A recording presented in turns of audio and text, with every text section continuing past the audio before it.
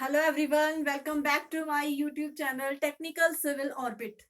आज की इस वीडियो में हम एक न्यू सब्जेक्ट स्टार्ट कर रहे हैं, वो है स्टील स्ट्रक्चर। तो ये जो हमारा जो पहला वीडियो है स्टील स्ट्रक्चर के ऊपर, इसमें हम क्या है बेसिक जो इंट्रोडक्शन है, जो बेसिक कॉन्सेप्ट है स्टील का, जो प्रॉपर्टीज है, एडवांटेजेस है, डिसएडवांटेजेस है या स्टील सेक्शन है, हम इसके बारे में डिस्कस करेंगे। तो वीडियो स्टार्ट करने से पहले like, share and subscribe my YouTube channel Technical Civil Orbit. So let's start the video. Structural steel. तो डिटेल में जाने से पहले पहले हम क्या है, जो ये सब्जेक्ट है हमारा, इसका जो पढ़ने का हमारा एस्पेक्ट है वो क्लियर कर लेते हैं। ये टॉपिक के अंदर हम क्या जो हमारा जो टॉपिक है, ये क्या सब्जेक्ट जो हमारा है ये कवर क्या करता है, ये पढ़ना हमारे लिए क्यों इम्पोर्टेंट है, क्या नेसेसिटी है इस सब्जेक्ट की। तो जो बेसिक एस्पेक्ट है पहले हम वो क्लियर कर लेते हैं। तो जो बेसिक इंट्रोडक्शन है इस सब्जेक्ट की या स्ट्रक्चरल इंजीनियरिंग की, वो क्या है? The structural engineering is that specialized branch of civil engineering which deals with the structural analysis and structural design. तो जो structural engineering branch है civil engineering के अंडर, हम इसमें क्या है structural analysis और structural design के पार्ट को consist करते हैं। तो structural analysis deals with the development of suitable arrangement of structural elements for the structure to support the external loads on the various critical combination of the load which are likely to act upon the structure. तो structure analysis है जो वो basically किस चीज से जो deal करता है कि जो हमारे सूटेबल अरेंजमेंट है स्ट्रक्चरल लोड के, जो क्या है जो लाइकली है, जो मतलब जो इन फ्यूचर जो हमारे जो स्ट्रक्चर है उसके ऊपर क्या है एक्ट करना है। तो जो इसकी कैलकुलेशंस है, जो हमारे इंटरनल फोर्सेस है, ये लोड है, ये जो हमारा पार्ट है, ये क्या है स्ट्रक्चरल एनालिसिस को कवर करता है। Whereas structural design deal with the selection of proper material, proper size, proportion, shape of the member and their connection details. जबकि जो स्ट्रक्चरल डिजाइन का पार्ट है, डिजाइन में हम क्या है, जो हमारा जो स्ट्रक्चरल डिजाइन है, इसमें हम क्या कंसिस्ट करते हैं कि सबसे पहले क्या है कि सिलेक्शन ऑफ प्रॉपर मटेरियल। हमने क्या है जो हम मटेरियल यूज कर रहे हैं, प्रॉपर यूज की सिलेक्शन करनी है, प्रॉपर साइज, प्रोपोर्शन, जो हमारा मेंबर है उसकी किस तरह से शेप रहेगी, क्या क्या कनेक्शंस रहेंगे, ये क्या है हम स्ट्रक्चरल डिजाइन में डिटेल में स्टडी करते हैं। तो जो हमारा स्ट्रक्चरल इंजीनियरिंग है वो बेसिकली क्या है, दो पार्ट्स को कवर करता है, एक स्ट्रक्चरल एनालिसिस और स्ट्रक्चरल डिजाइन को।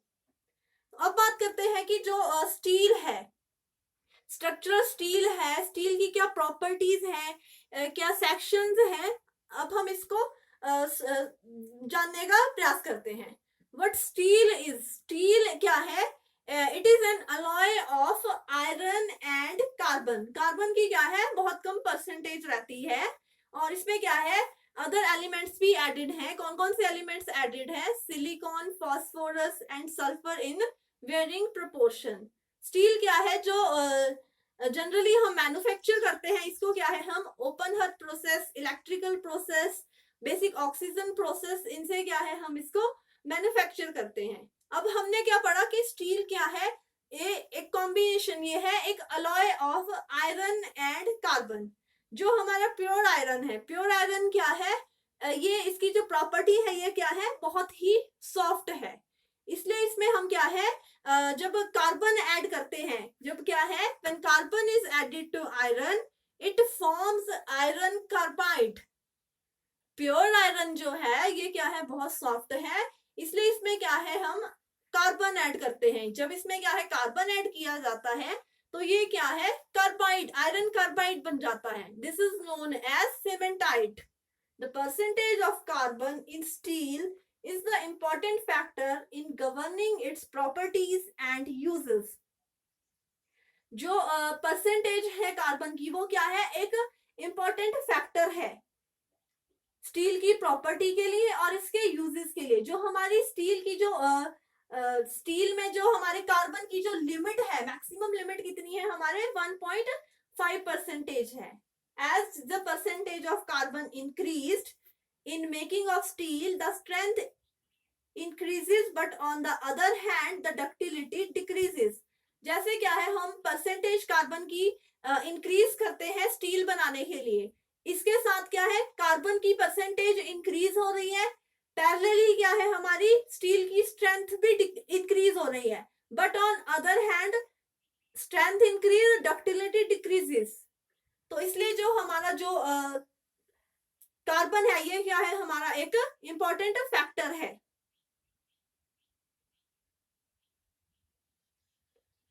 नेक्स्ट हमारा जो टॉपिक है वो क्या है कि physical factors affecting the properties of steel. जो हमारी स्टील है उसकी क्या है, जो फिजिकल प्रॉपर्टीज है वो कौन कौन सी है. जो हमारी फिजिकल प्रॉपर्टीज है स्टील की, जैसे स्ट्रेंथ है, ड्यूरेबिलिटी है, ये किन किन फैक्टर्स पे डिपेंड करती है.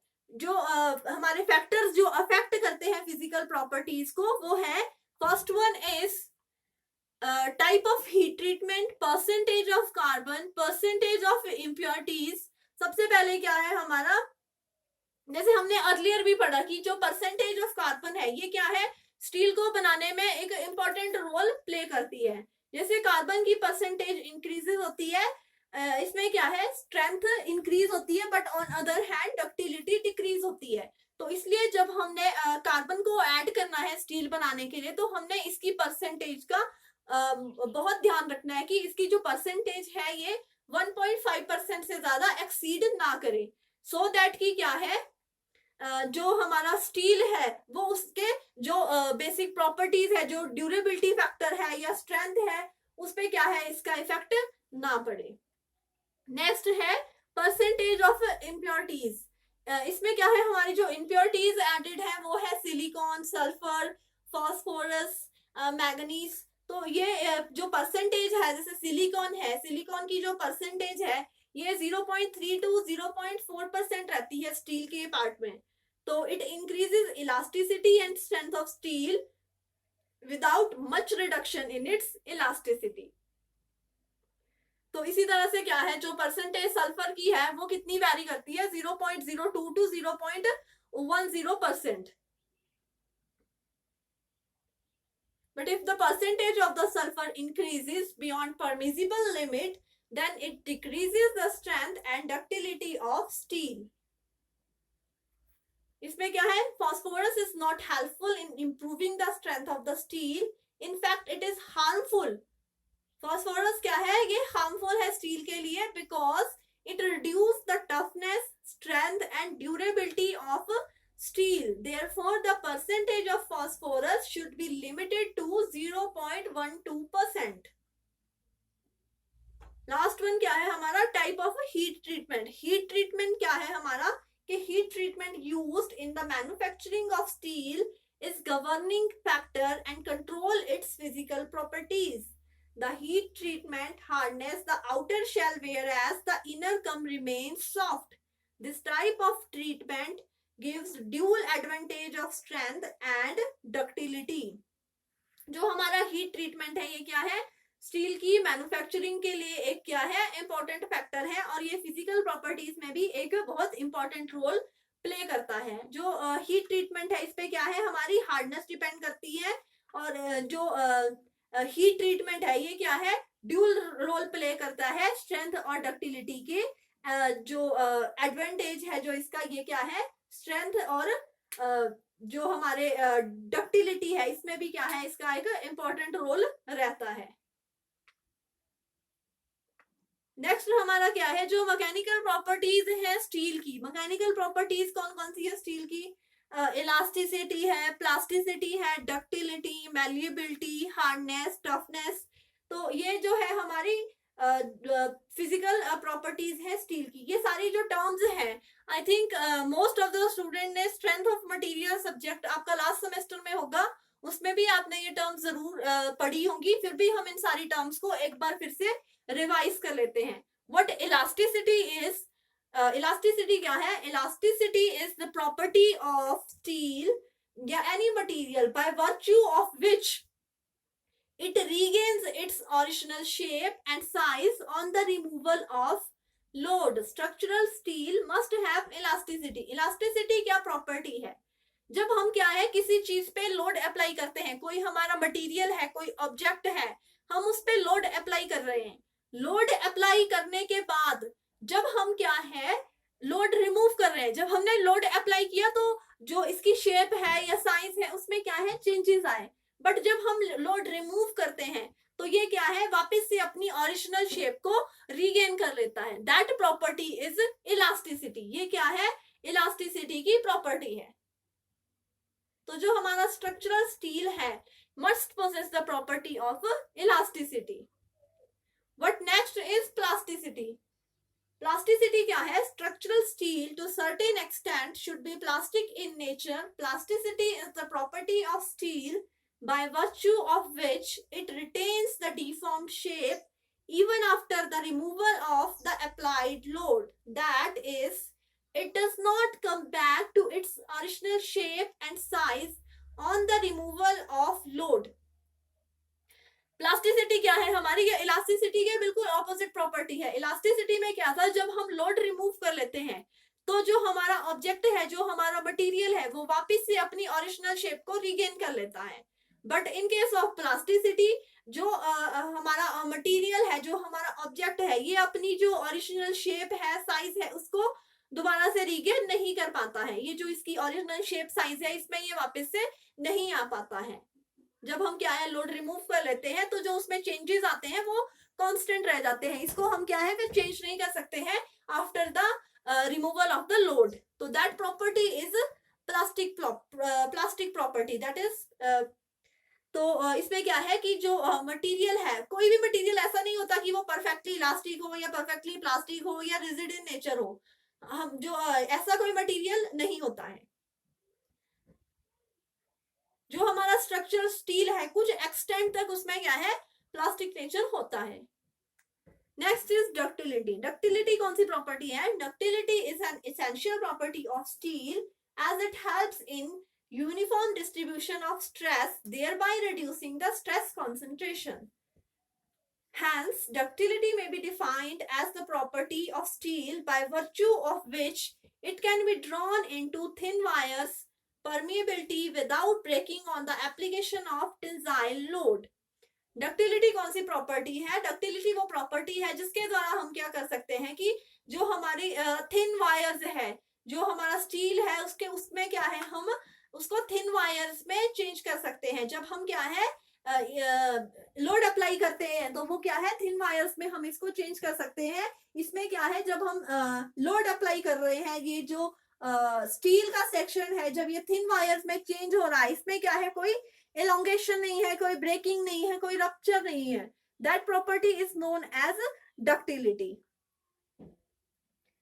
Next is malleability. It is that property of a material by virtue of which it can be rolled into thin sheets without rupture. Malleability क्या है? Malleability वो प्रॉपर्टी है जिसके द्वारा हम क्या है शीट्स को रोल कर सकते हैं. इसमें क्या है कि जब हम शीट्स को रोल कर रहे हैं, ठीक है, तो उसमें क्या है कि कोई रप्चर नहीं आ रहा है, कोई ब्रेकेज नहीं आ रही है. Malleability is also due to plastic deformation like ductility. Ductility is a phenomenon related to a tensile stress, whereas malleability is related to compressive stress. What next is hardness. Hardness क्या है?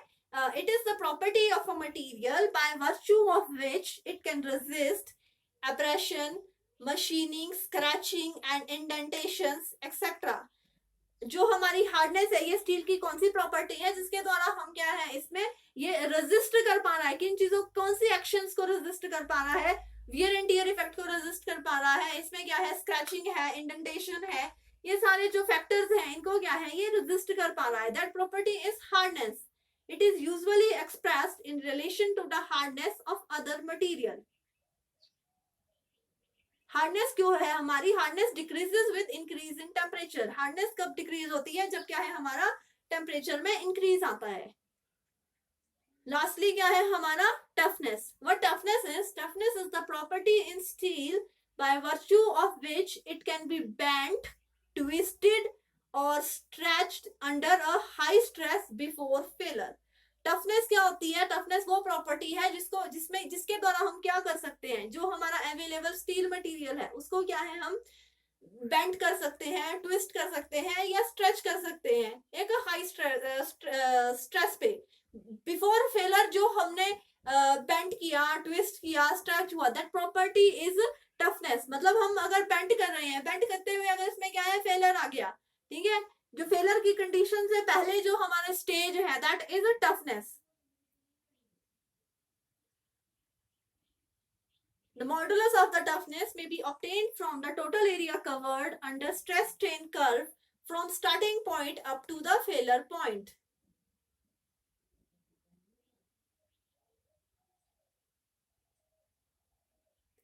तो ये थी हमारी mechanical properties.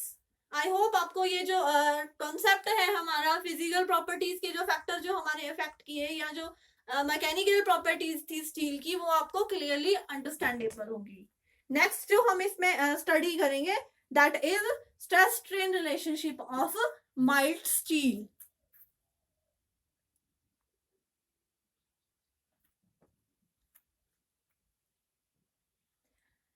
Next अब हम बात करते हैं stress strain relationship in mild steel या ऑफ माइल्ड स्टील। तो पहले हम ये जान लेते हैं कि स्ट्रेस और स्ट्रेन होता क्या है। The load per unit area is called as stress and the resultant elongation per unit length is called as strain। जब क्या है कि हम स्टील मेंबर पे लोड अप्लाई करते हैं तो इसमें क्या है, कुछ elongation होती है, तो load per unit area it is known as stress and the resultant elongation per unit length is called as strain. The stress strain relationship for a mild steel can be studied by plotting a stress strain curve as shown in figure. तो ये क्या है, हमारा stress strain का curve है। Strain इसमें क्या है, हम परसेंटेज से डिनोट कर रहे हैं, और स्ट्रेस क्या है, न्यूटन पर एमएम स्क्वायर। स्ट्रेस और स्ट्रेन जो ये आपको पॉइंट शो हो रहे हैं, A B C D E, ये क्या है, ए पॉइंट हमारा जो शो कर रहा है ये क्या है, limit of proportionality. B point पे क्या है, इलास्टिक लिमिट। ये सी है हमारा, सी पॉइंट क्या है, अपर ईल्ड पॉइंट। ये क्या है हमारा, लोअर ईल्ड पॉइंट। सी क्या है हमारा, ईल्ड पॉइंट को डिनोट कर रहा है, ये हमारा अपर ईल्ड पॉइंट है, ये हमारा क्या है, लोअर ईल्ड पॉइंट है। डी पॉइंट पे क्या है, ये अल्टीमेट लोड शो हो रहा है। ई पॉइंट पे क्या है, हमारा ब्रेकिंग है। तो अब ये समझते हैं कि ये सारी टर्म्स है क्या है, और जो ये स्ट्रेस स्ट्रेन कर्व है ये कैसे जो है ये वर्क करता है, क्या इसकी कैरेक्टरिस्टिक्स हैं। तो what is limit of proportionality, यहाँ जो आपको ये शो हो रहा है, यहाँ से ये लाइन एलोंगेट हो रही है, इस पॉइंट पे यहाँ पे क्या है, फिर इसमें चेंजेस आने स्टार्ट हो गए। तो ये क्या है, ये ए पॉइंट जो है ये किस चीज को डिराइव कर रहा है, लिमिट ऑफ प्रोपोर्शनैलिटी को। The stress is proportional to strain within the limit of proportionality. Hence, the stress strain curve follows a straight line relationship. Therefore, limit of proportionality may be defined as the point beyond which straight line relationship ceases beyond stress and strain. तो what limit of proportionality ये क्या है कि जो हमारा within elastic limit है, इसमें क्या है, stress is directly proportional to strain some with in some elastic limit. तो इस में क्या है कि जो लिमिट ऑफ प्रोपोर्शनैलिटी है, इस पॉइंट पे क्या है कि जो हमारी स्ट्रेट लाइन का जो रिलेशन है स्ट्रेस का और स्ट्रेन का, वो क्या है, ब्रेक हो रहा है। स्ट्रेस और स्ट्रेन का जो स्ट्रेट लाइन का रिलेशन है वो क्या है, ए पॉइंट पे हमारा ब्रेक हो रहा है। तो that point is known as the limit of proportionality. जिस पॉइंट पे क्या है, जो हमारा प्रोपोर्शनैलिटी की जो लिमिट है वो क्या है कि जो विद इन इलास्टिक लिमिट क्या है, stress is directly proportional to strain. तो जो वो लिमिट है वो क्या है, इस पॉइंट पे आके सीज हो रही है, वो रिलेशन इस पॉइंट पे आके सीज हो रहा है, that is limit of proportionality. Next is elastic limit. ये हमारा ये जो पॉइंट है बी पॉइंट, ये क्या है, इलास्टिक लिमिट को शो कर रहा है। इलास्टिक लिमिट क्या है? It is defined as the maximum stress up to which the mild steel specimen regain its original length on the removal of applied roll. Practically, limit of proportionality is same as elastic limit. जब क्या है, जो हमारा applied load है, जब हम उसको क्या है रिमूव कर रहे हैं, तो जो हमारा स्टील स्पेसिमेन है वो क्या है, अपनी ओरिजिनल लेंथ पे अपनी ओरिजिनल लेंथ को रीगेन कर रहा है, तो वो क्या है, हमारी इलास्टिक लिमिट है। प्रैक्टिकली अगर हम देखें तो जो हमारी लिमिट ऑफ प्रोपोर्शनैलिटी है, limit of proportionality is same as elastic limit. अब नेक्स्ट है हमारा यील्ड पॉइंट। ये है हमारा अपर यील्ड पॉइंट, ये है हमारा lower yield point.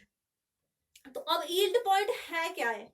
The point from where sudden fall of curve occur is called upper yield point. जहां पे क्या है हमारा कि कर्व का सडन फॉल होना है, that is upper yield point. इस पॉइंट पे आप देख रहे हैं, ठीक है, इसमें क्या है, जो हमारी कर्व थी उसका क्या है, सडन फॉल होना स्टार्ट हो गया, that is upper yield point. इस पॉइंट पे क्या है कि the material start yielding. The significance of the upper yield point can be understood by the concept that the boundaries of grains of mild steel are made up of brittle material which formed a rigid skeleton. At upper yield point, this rigid skeleton breaks and the stress in material drop downs without elongation from upper yield point to lower yield point.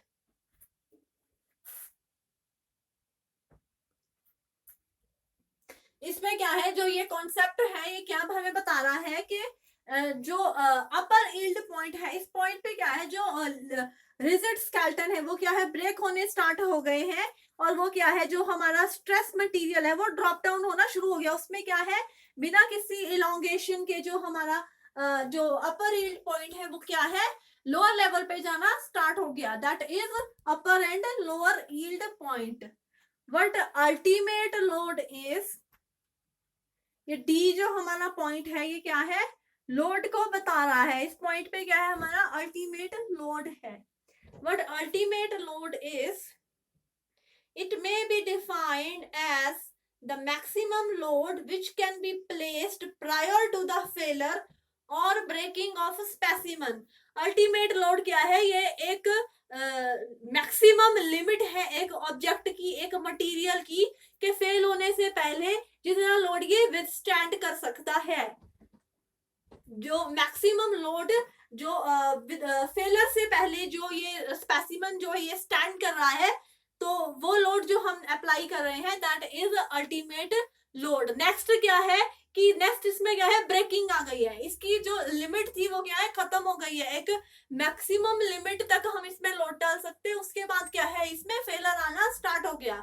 तो जो हमारा breaking point है ये क्या है, the point corresponding to breaking load is called breaking point. The cross section of specimen decreases but length increases at breaking point. breaking point हमारा है कि ये जो point है ये क्या है, इस point पे जो हमारी जो length है वो क्या है, increase हो गई है, but जो हमारा cross section का जो specimen है वो क्या है, decrease हो रहा है। breaking point पे जो हमारा structure है वो क्या है, fail हो गया। एक जो हम मैक्सिमम लोड था, जो एक मैक्सिमम लिमिट थी स्ट्रक्चर की रेजिस्ट करने की, सहने की, वो क्या है, वो क्षमता अब खत्म हो गई। अब इसमें क्या है, फेलर आने लग गया है। इस पॉइंट पे क्या है, इसमें फ्रैक्चर आ गया, इलोंगेशन होनी शुरू हो गई है। तो ये था आपका concept stress strain relationship of mild steel. Next अब हम इसमें डिस्कस करेंगे advantages of disadvantages of steel as structural material. जो हमारा स्टील है एज अ स्ट्रक्चरल मटेरियल, उसके क्या एडवांटेजेस है, क्या डिसएडवांटेजेस है। तो पहले बात करते हैं हम एडवांटेजेस की। तो एडवांटेजेस जो क्या है, स्टील स्ट्रक्चर, स्टील जो मेंबर है उसके एज अ स्ट्रक्चरल मटेरियल क्या है, पहला जो है advantage, first advantage is the steel members have high strength and for this reason they can resist heavy loads with comparatively lightweight and small size of members. तो advantage क्या है कि जो स्टील मेंबर है उसकी क्या है, हाई स्ट्रेंथ होती है, इस वजह से क्या है वो हैवी लोड को इजीली कंफर्टेबली रेजिस्ट कर सकते हैं. नेक्स्ट क्या है, the steel members are gas and water tight because of high density of steel. Steel member क्या है जो गैस एंड वाटर टाइट होते हैं, क्योंकि क्या है जो स्टील मेंबर है इसकी क्या है, डेंसिटी हाई होती है. The steel members can be conveniently handled and transported because of small sizes and light weight. Steel members को क्या है हम इजीली हैंडल कर सकते हैं और इजीली एक जगह से दूसरी जगह पर ट्रांसपोर्ट कर सकते हैं, क्योंकि जो स्टील मेंबर का साइज है ये क्या है, एक तो स्मॉल साइज के है और लाइट वेट है, इसीलिए इनकी जो ट्रांसपोर्टेशन है और हैंडलिंग है वो क्या है हमारे लिए इजी है. The steel members have long service life because of high density and homogeneous strength. जो हमारे स्टील मेंबर्स हैं इनकी क्या है जो सर्विस लाइफ है वो क्या है, ज्यादा है. The steel members can be inspected conveniently and quickly. Steel members को हम क्या है इजीली और जो फास्टेस्ट रेट है हमारा उस पे क्या है इंस्पेक्ट कर सकते हैं.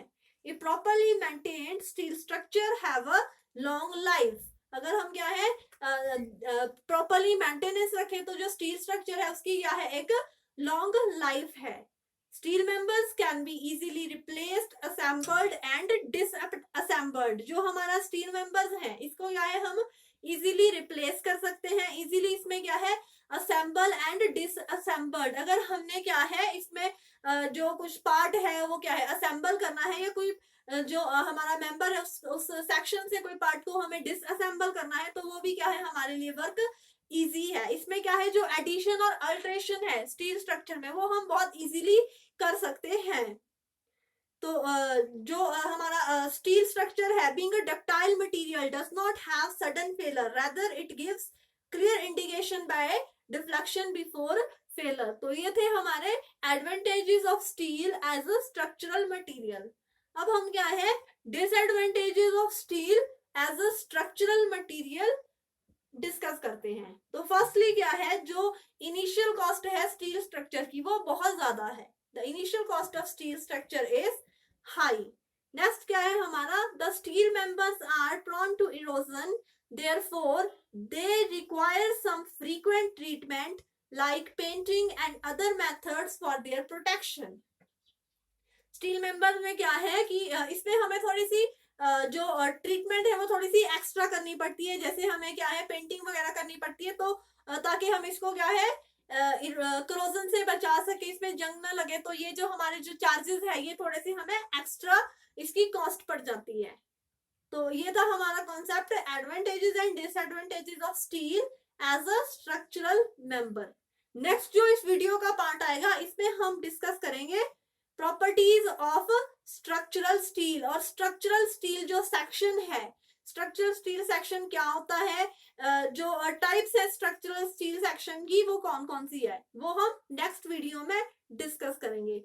I hope you like the video and clearly understand the concept of steel as a construction material, properties of steel. And for more videos, like, share and subscribe my YouTube channel Technical Civil Orbit.